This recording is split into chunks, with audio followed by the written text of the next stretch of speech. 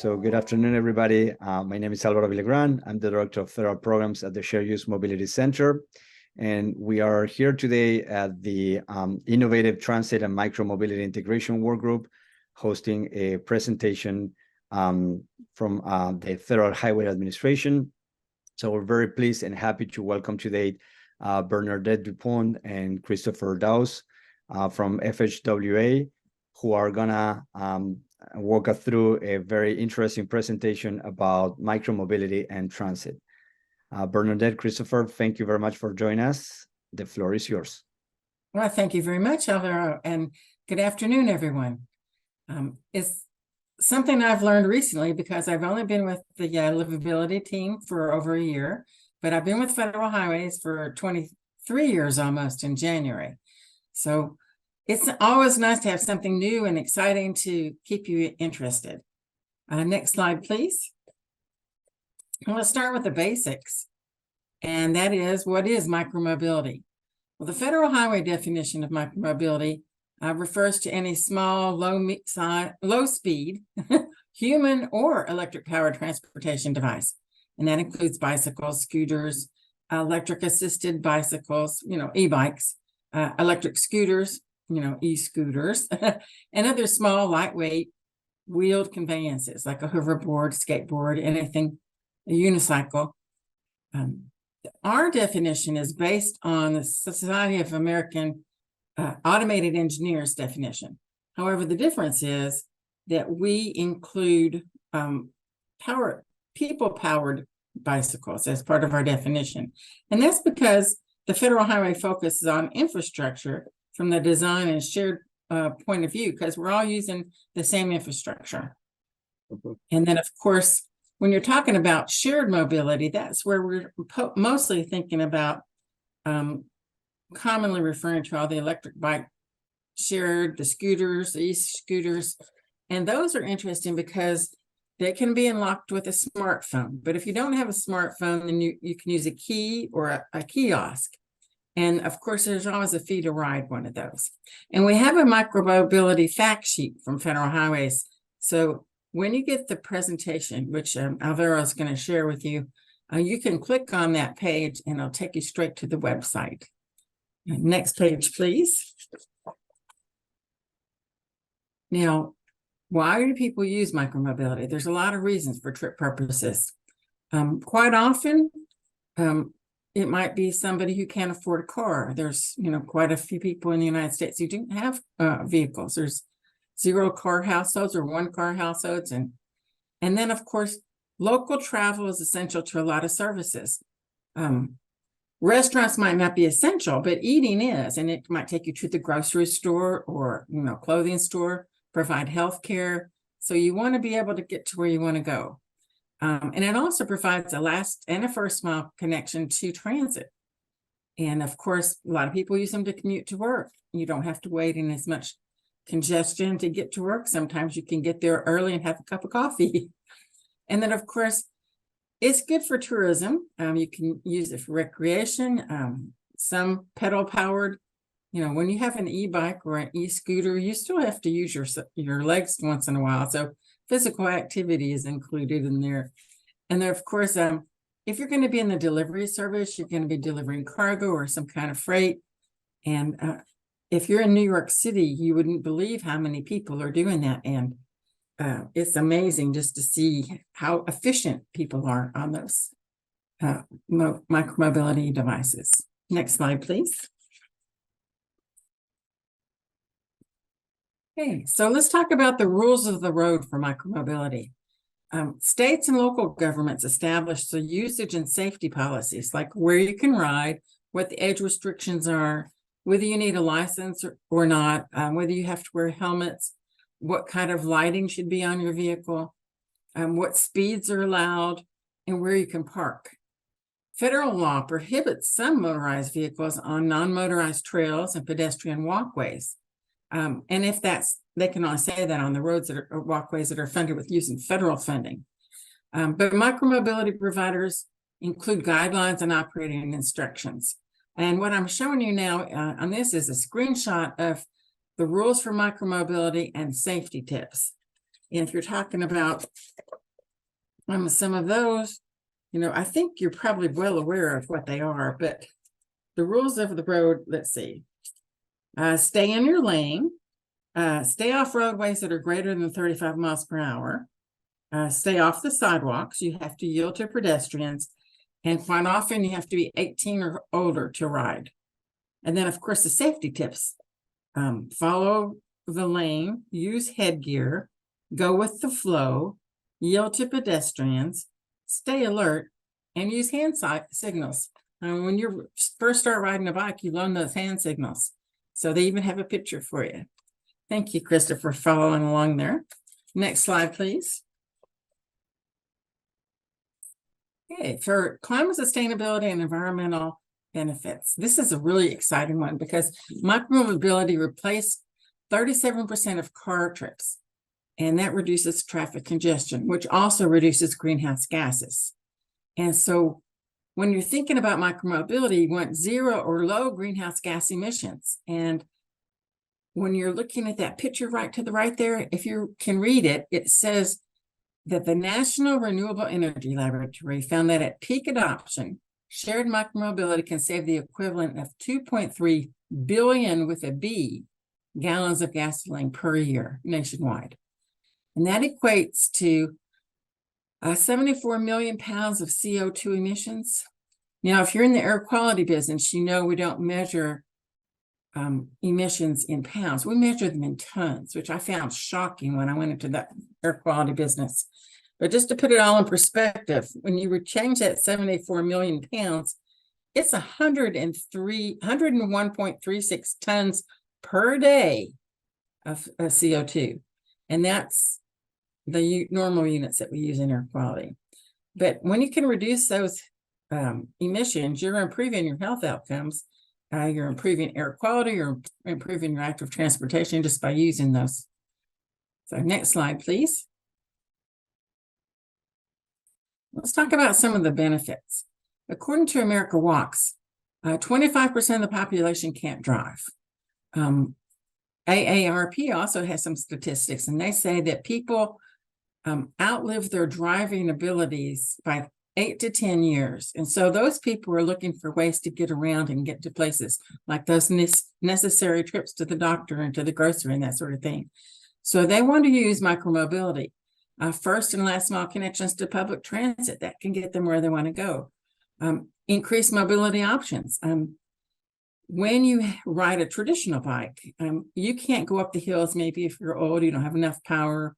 You might want to go to work and you're going to end up sweaty. So using, we all have seen those people at work sometimes, but no, I'm just kidding. But we don't want to end up like that. And you can take your kids on them and they can use them when they're 18 and it can give you a longer distance. Like you can take longer trips and it'll provide you more opportunities to jobs and education. So using an e-bike or an e-scooter will get you further than if you were just using pedestrian feet. And also the other benefit is it brings new revenue to the cities. Next slide, please. You get a greater return on your investment because it's less time consuming. You can get where you want to a lot quicker. You don't have to sit in congestion. And the facilities for using e-bikes, you maintain the cycling infrastructure. It's less expensive to build. It's less expensive to maintain than a roadway. So when you're choosing your mode of transportation, you might want to consider using micromobility. It produces less greenhouse gas emissions than driving a car or a bus or a truck. And it's reduced congestion. And if you have less congestion, if you go to Norway or Holland, you can see how many more people are on the roadway and how it can go a lot faster than sitting in traffic. And then it builds community around activities and local businesses because people are able to get out there and see what they want to see. And we also talked about America's aging population. By 2034, we're going to have 3 generations of people who will be 50 years or older. And they did a survey, AARP did a survey saying that the people who are 50 or older wanted to ensure that they were able to get to where they wanted to be, and they wanted to be able to continue having community. So you have to be close to each other to do that, and you have to be able to get out and do that. So next slide, please. And 50 doesn't seem too old to most people, I guess, but that's where they start getting AARP benefits. Okay, so we're talking about opportunities. 48% of Americans say they're interested in buying an electric bike in the next 5 years. That's according to Adweek Morning Consult. Now, I'm part of the World Road Congress. I helped do one of those things, and I've learned a lot just by listening to all the different things going on in the world. But e-bikes account for 10% of the global bicycle sales, and it's increasing in popularity. So if you're thinking about Rio, Brazil, or Rio, it combines tourism with commuting, and that's a big push there. And they have a huge public bike share program that has 20,480 trips per day. And in China, 40 to 60% of the total number of bikes are e-bikes. In England, 65% of the e-bikes are bought by individuals 55 or older. And in Norway, people that bought e-bikes increased their cycling trips from 28% to 48%. And then the Bloomberg magazine in 2023, of the total EV market, and that's including the electric cars, the 69% of them were for 2- and 3-wheelers. So the EV market is pretty impressive. Next slide. One of the things we want to talk about, though, and of course, Federal Highway's guiding star is safety. So there's several safety countermeasures that are proven to help reduce crashes, accidents, and that sort of thing. And the website's right there. And if you can see on the screen, there are 8 of them, particular just for pedestrians and bicyclists. And one of the main things is not having inadequate sidewalks. People talk about lack of connectivity. They talk about dangerous roads. There's product defects, but there's lots of things that we can do to help save lives, to keep people from crashes and accidents. Next slide, please. Now, in order to do that, we're also doing some research, and the US DOT is advancing research on this rapidly evolving field of micromobility. In Federal Highway's Office of Planning, Environment, and Realty, we're the lead convener on the topic, and we're coordinating with the other offices across the US DOT because we have an internal micromobility working group, and we're engaging with external partners. We're having them come and do presentations. We're working with them to do research and initiatives. And we have a newsletter that we put in some examples in. We have this Micromobility Resources webpage. That link is also there for you. Next page, please.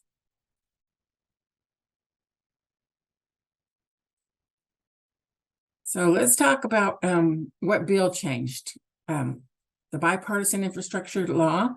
They created a Center of Excellence on New Mobility and Automated Vehicles, and they are doing a lot of research on the impacts of the new mobility, which includes the shared dock and dockless bicycles and electric scooters, and highly automated vehicles on land use, urban design, transportation, real estate, equity, and municipal budgets. That was part of the law. And then they also upgraded the non-motorized road definition. So it was updated to include electric bicycle and electric scooters. And then the bicycle and micromobility activities eligibility, and this is where Christopher's going to shine because he's our funding expert, and he also created the bicycle and pedestrian funding opportunities table. So he's going to talk about that in just a second.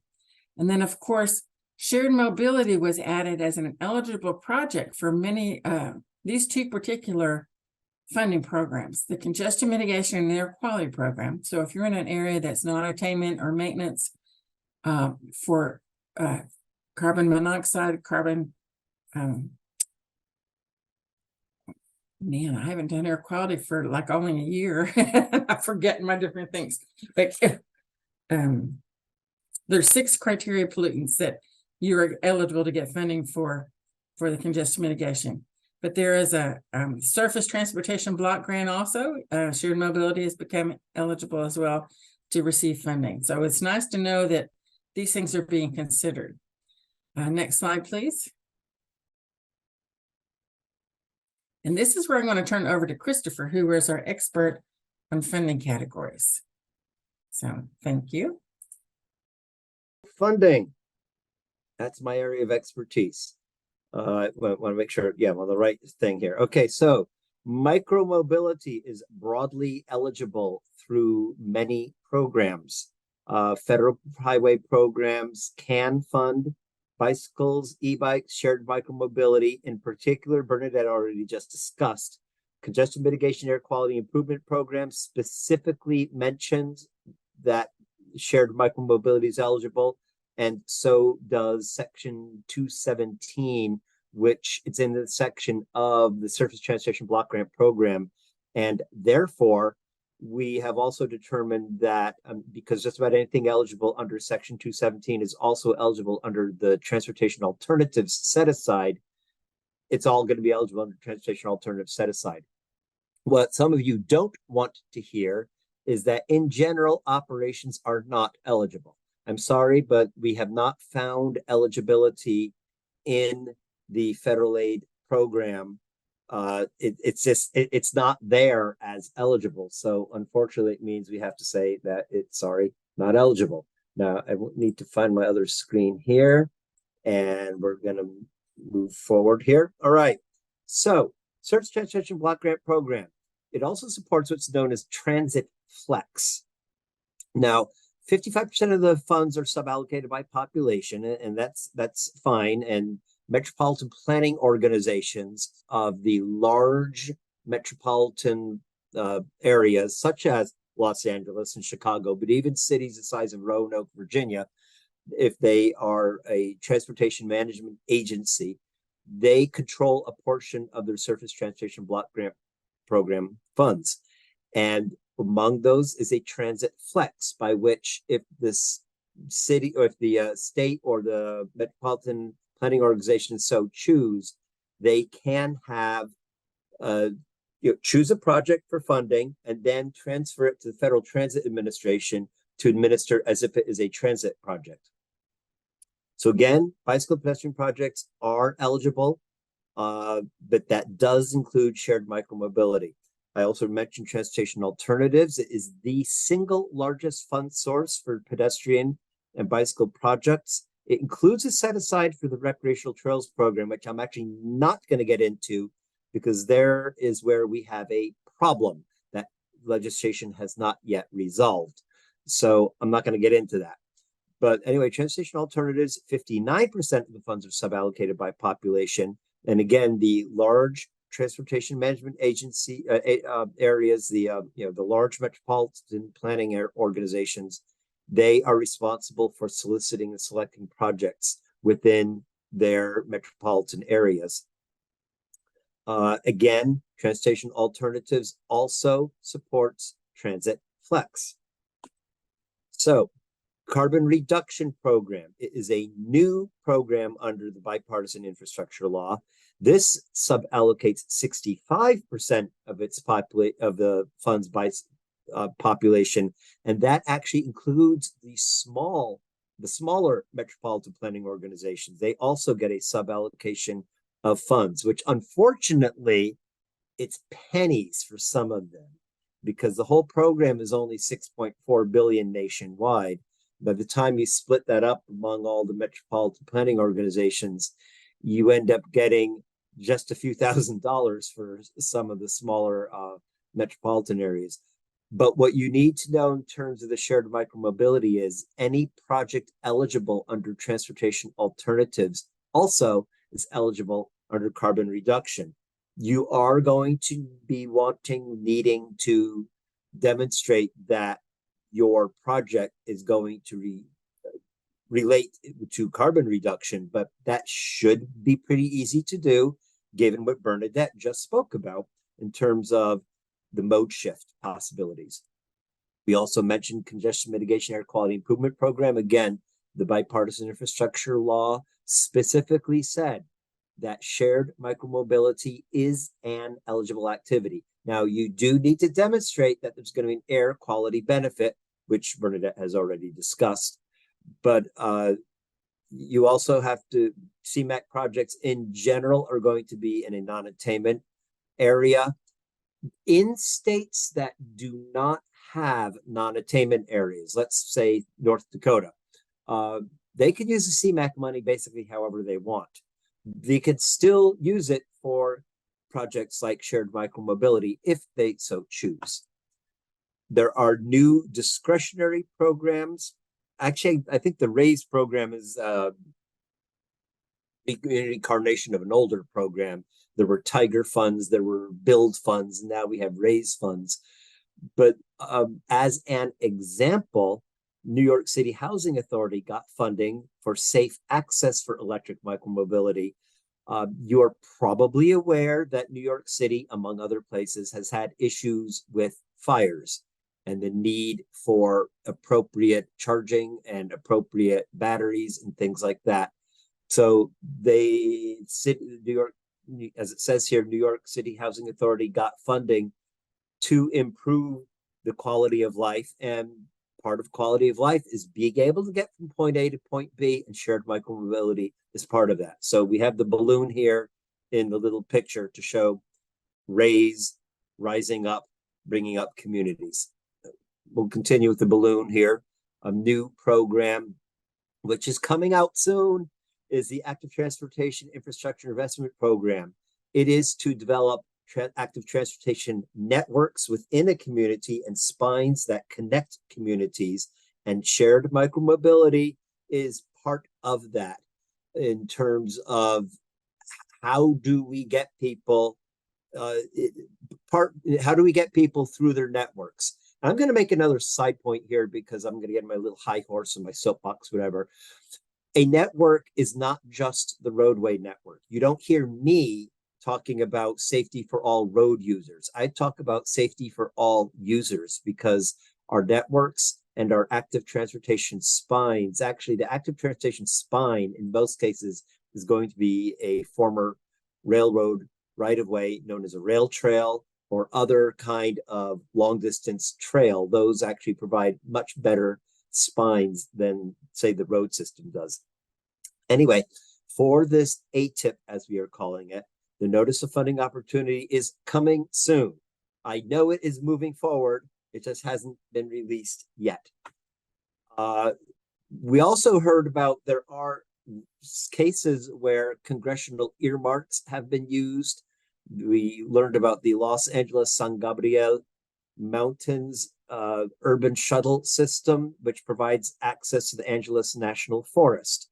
So that information is available. There's a link to this actually in the notes section of the slides that we will be providing at the end, or whenever Alvaro provides the slides. Things that you need to know about costs and other regulatory requirements. Federal funds, you have federal requirements. And some people say, oh, that's a pain in the neck. Other people say, hey, it's better to get the funding than to get nothing. So there are cost principles with federal aid funds. Those are all accounted for in 2 CFR Part 200, which is the Uniform Administrative Requirements, Cost Principles, and Audit Requirements for Federal Awards. That has maybe 10 years ago, I actually forget what year it was. I think it was 2014. The US government finally consolidated all of the grant management principles, because it used to be every agency had its own cost principles. There's now one common set that everybody uses. There are some exceptions for specific agencies. And in fact, the Recreational Trails Program, for which I'm responsible, actually works under slightly separate principles in that it uses state procedures rather than the federal procedures. But for the most part, most of your programs, you're going to be using this 2 CFR Part 200. And if people say, well, that's not eligible, look for it in 2 CFR Part 200 to see is it eligible or not. Now, Buy America has been an issue of great contention. Some people say Buy America is the best policy since sliced bread. And other people say it's destroying our economy. And I'm not going to get into that argument. What I am going to mention, though, is that Buy America, the whole purpose of it is to require iron, steel, and manufactured products to be used in Steel, iron, and manufactured products used in projects shall be produced in the United States. There was a new, and maybe guidance isn't the correct term. There was a new waiver issued on August 16th of this, month, two months ago, that if the total project cost of the project is $500,000 or less, we are going to waive the Buy America requirements. At issue is there are some kinds of equipment, some kinds of materials that simply do not exist within the United States. We were finding that the waiver process, the time and energy was excessive compared to, basically, if there is no product within the United States, yes, it would be great if somebody would start up a factory in some Rust Belt community and start building these things. But until then, it's some of the products simply they're not available in the United States. So there is now this Buy America waiver for small projects. Now, this doesn't mean that you go around doing a bunch of $499,000 projects. That will get caught. But if you have a small project, Buy America, this is the waiver. You're not going to have to go through a request every time. There is a lot more information on that on the Federal Highway Administration Buy America webpage. The waiver is listed there. That waiver is now currently in effect. I know that there is pushback from some agencies, so I don't know how long this is actually going to last. But again, some people want to expand Buy America requirements, and other people say it hurts economic competitiveness. Again, I'm not getting into that fight. So we have come toward the end of our slides, and for more information, this web page that we have listed here is where we currently have micromobility information. There is going to be an update to the page coming soon. So I hope that you will all be able to see that when it comes out. I'm sure that we'll be keeping in contact with you. All right, Alvaro, ya estamos listos. That is fantastic. Thank you very much, Bernadette and Christopher, for that very informative presentation and for joining us today.